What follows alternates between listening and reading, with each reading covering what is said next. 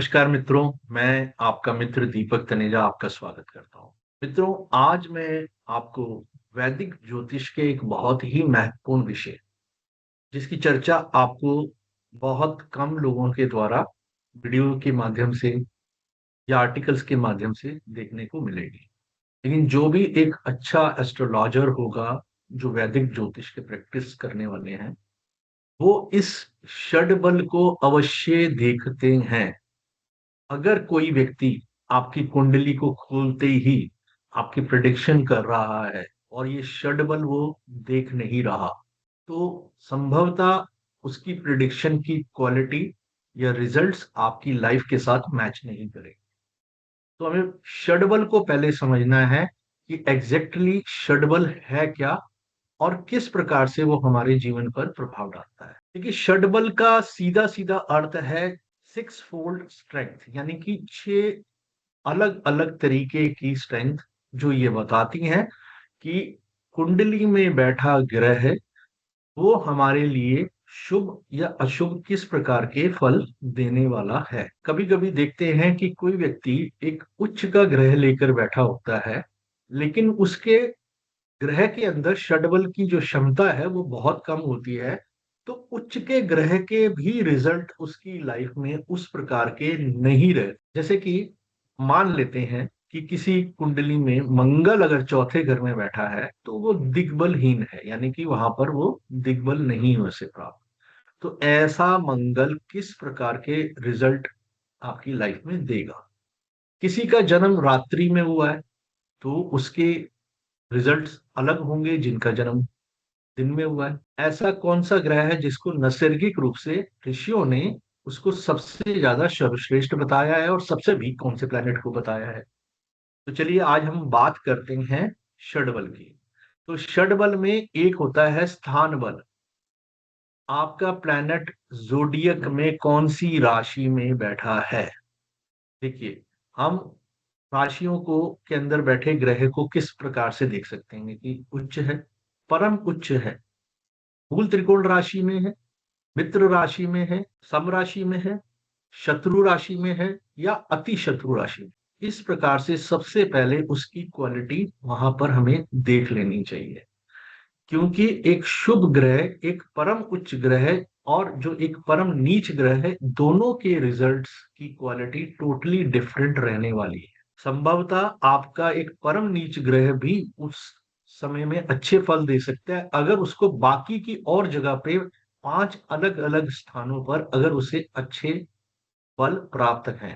और एक परम उच्च ग्रह भी आपको जीवन में कोई सुख ना दे, ये भी संभव है। इसके बाद आता है दिग्बल। जैसे कि गुरु और बुध को लगन के अंदर बैठने पर दिशा का बल प्राप्त है, सूर्य एवं मंगल को दशम भाव में बैठने का दिग्बल प्राप्त है, शनि को सप्तम भाव में बैठने पर दिग्बल प्राप्त है।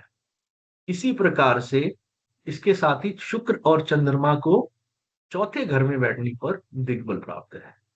जो ग्रह चाहे वो उच्च या नीच किसी भी अवस्था में बैठा है, मूल त्रिकोण राशि में है, मित्र राशि में है, शत्रु राशि में है, तो किसी भी स्थिति में अगर लगन में बुध गुरु होंगे तो वो षडबल उन्हें प्राप्त है, यानी दिग्बल उन्हें प्राप्त है। उनके पास दिशा बल है। ऐसे बुध और गुरु अब वो देंगे क्या, वो वही देंगे जो उनके पास है, यानी ज्ञान के मामले में, विजडम के मामले में, एनालिटिकल क्वालिटी के मामले में, आपको वर्सेटाइल पर्सनालिटी के मामले में, स्पीकिंग, आपके अंदर एक अथॉरिटी देंगे कि दुनिया आपको बैठे और सुने। लेकिन अगर यही ग्रह अगर सप्तम भाव में या दशम भाव में होंगे तो इनके वो दिग्बल इन्हें प्राप्त नहीं है। मतलब इसके बाद आता है कला बल। इसमें भी तीन चार तरीके के हमको इसकी स्ट्रेंथ निकालने के तरीके बताए गए हैं। जैसे कि अगर हमारी कुंडली में हमारा जन्म रात्रि में होता है तो हमारी कुंडली में चंद्रमा, शनि और मंगल स्वभावतः वो अपने आप ही स्ट्रांग होते हैं। दिन के समय में अगर किसी व्यक्ति का जन्म होता है तो सूर्य, गुरु और शुक्र को बताया गया है कि वो स्ट्रांग होते हैं। व्यक्तिगत तौर पे मेरा यहाँ पर थोड़ा सा मतभेद है। मैं मानता हूं कि शुक्र भी रात्रि में अधिक बल देने वाला ग्रह है और गुरु और सूर्य ही हैं जो दिन में ज्यादा स्ट्रांग होते हैं। बुध एकमात्र ऐसा ग्रह है जो दोनों समय में अच्छे फल देता है। ये मेरे व्यक्तिगत विचार है, इससे असहमति किसी की भी हो सकती है। पर प्रैक्टिकली जब मैंने रिजल्ट्स निकाल के देखे हैं तो मुझे वहां पर शुक्र के भी अच्छे फल रात्रि में ही जन्म लेने वालों की कुंडली में दिखाई दिए हैं। मित्रों, इसके बाद एक और चीज होती है, पक्ष बल ही इसी का एक हिस्सा है कि शुक्ल पक्ष में और कृष्ण पक्ष में कौन से पक्ष में आपका जन्म हो रहा है।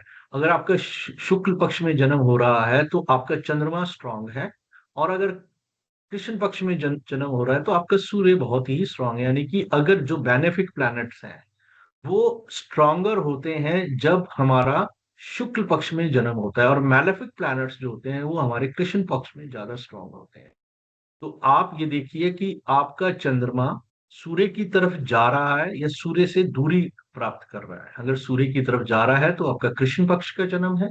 अगर आपका कृष्ण पक्ष का जन्म है तो सूर्य, मंगल एवं शनि आपको अधिक बलशाली दिखाई देंगे, उनके रिजल्ट स्ट्रांगली आपकी कुंडली में आ रहे होंगे। डिस्पाइट वो, अगर वो किसी अच्छी जगह पे बैठे हैं तो वो और अच्छे हो जाएंगे, अगर वो अच्छी जगह पे नहीं बैठे हैं तो उनके रिजल्ट्स और कम हो जाएंगे। इसके अलावा कौन से वर्ष में आपका जन्म हो रहा है, कौन से मास में हो रहा है, कौन से दिन में हो रहा है, और ये सब यानी कि आपका ईयर, मंथ एंड डे, तीनों बड़े इंपॉर्टेंट होते हैं। यहाँ मैं बोलूंगा कि पंचांग का पूरा प्रभाव ही बहुत इंपॉर्टेंट होता है। मान लीजिए आपका वार आपकी स्वभाव के बारे में बहुत कुछ बता देता है, आपकी तिथि आपके बारे में बहुत कुछ बता देती है, आपका नक्षत्र आपके बारे में बहुत कुछ बता देता है। तो ये सबका सम्मिश्रण भी करके देख लेना चाहिए। इसके बाद होता है कि प्लैनेट्स कहीं आपस में कहीं युद्ध की स्थिति में तो नहीं है। जो प्लैनेट्स आपस में एक दूसरे के बहुत पास होते हैं वहां पर एक युद्ध की स्थिति मानी गई है। वो मित्र मित्र होने पर भी उस प्रकार के शुभ फल नहीं देते हैं। क्योंकि आपने देखा होगा फ्रेंड्स में भी कभी कभी एक पॉजिटिव कंपटीशन होता है जो आपको उसमें उलझा कर रख देता है, आपकी स्ट्रेंथ को काफी वीक कर देता है। ये बहुत इंपॉर्टेंट होता है, इसका भी कैलकुलेशन करना आना चाहिए एक ज्योतिष को। और अगर किसी ज्योतिष को ये कैलकुलेशन नहीं करनी आती कि ये जो दो प्लैनेट्स आपस में इतने क्लोज हैं इसका रिजल्ट लाइफ में किस प्रकार से पड़ेगा, तो वो रियल में आपको सही प्रिडिक्शन नहीं दे पाएगा। क्योंकि एक दूसरे का प्रभाव सभी ग्रह ले रहे होते हैं। विशेष रूप से अगर चंद्रमा बुध किसी भी ग्रह के साथ होते हैं तो अडॉप्टेबल है, वो टोटली अपना रंग रूप शेप बदल लेते हैं, उनका स्वभाव प्रकृति पूरी तरह बदल जाती है। तो हमें बड़ी सारी चीजों को ध्यान में रखना है। तो स्ट्रेंथ देखनी है तो सभी प्रकार से हमें उनकी स्ट्रेंथ देखनी है। मित्रों, इसके बाद एक और चीज होती है जिसे हम कहते हैं नैसर्गिक बल। मित्रों, हमारे ऋषियों ने हमारे सभी ग्रहों को एक शुभता प्रदान की है कि कोई भी ग्रह स्वभावतः कितनी अधिक स्ट्रेंथ लेके आया है।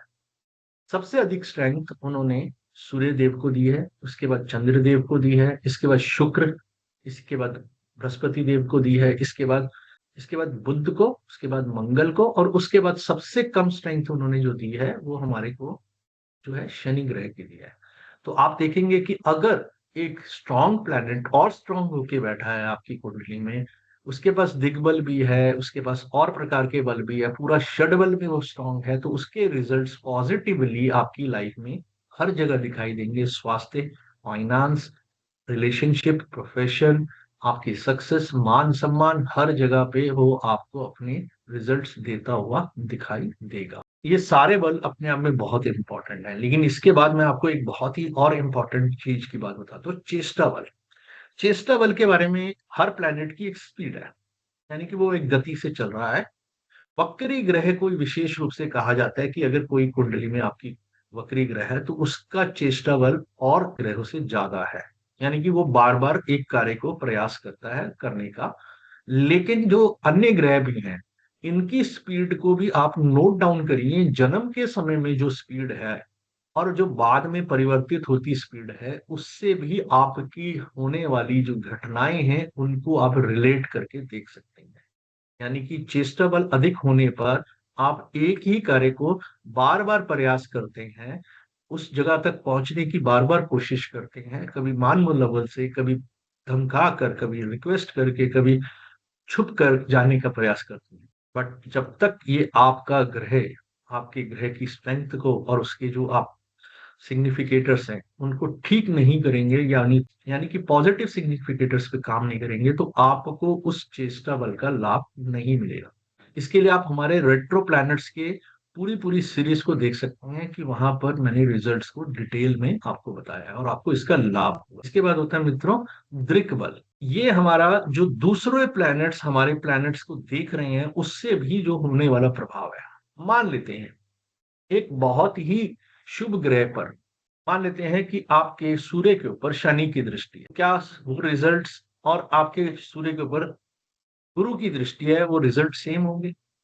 नहीं होंगे। तो हमें यहाँ पर हमेशा याद रखना है कि हमारे कौन सा ग्रह कौन से भाव का स्वामी होकर जिस जिस ग्रह के ऊपर वो दृष्टि डाल रहा है वो उसके रिजल्ट्स को परिवर्तित कर रहा है। आपकी खाली राशि के ऊपर भी जिस ग्रह का क्या दृष्टि संबंध बन रहा है वो भी अपना प्रभाव वहां दे रहा है अपनी नैसर्गिक और तात्कालिक परिस्थिति के अनुसार। यानी कि जो उसकी नेचुरल नेचर है और जो इस कुंडली विशेष में उस नेचर को डेवलप हमने अभी जिस तरीके से बात की है उस तरीके की सारी चीजों का समावेश करने के बाद आपको दिखाई देगी। मित्रों इन सब का जब आप समअप करते हैं, जब देखते हैं कि एक उच्च या परम उच्च ग्रह एक गलत दिग्बल में बैठा है तो उसके परम उच्च होने का लाभ भी कंपैरेटिवली कम हो जाता है। इसके साथ साथ आपका जन्म रात्रि में हुआ दिन में हुआ कौन से ग्रह दृष्टि संबंध बना रहे हैं, ये सभी बातों का आप अगर गहराई से अध्ययन करके आप अपने प्लैनेट की स्ट्रेंथ निकालते हैं तो ये आपको सिक्स फोल्ड षड बला जो है उसको समझने में सहायता प्राप्त होगी। किसी भी ग्रह के बारे में कोई भी आप रिजल्ट निकालने से पहले इस षडबल को अवश्य देखें। तो आज के लिए बस इतना ही, मिलते हैं एक नए विषय के साथ। नमस्कार, धन्यवाद।